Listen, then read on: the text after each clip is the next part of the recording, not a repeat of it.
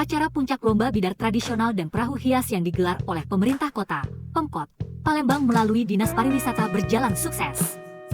Kesuksesan acara puncak lomba bidar terbukti karena memukau ribuan pasang mata masyarakat yang hadir langsung menyaksikan perlombaan tersebut di pelataran Benteng Kuto Besak, BKB, pada Sabtu 31 Agustus 2024.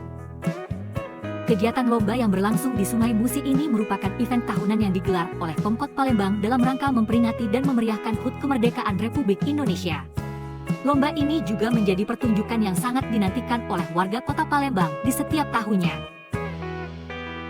PJ Wali Kota Palembang Adamenta mengungkapkan bahwa visi Kota Palembang ke depan adalah Musi 2045. Dikatakannya bahwa Kota Palembang sesungguhnya memiliki potensi kekuatan budaya serta pariwisata yang harus terus bertumbuh dan berkembang.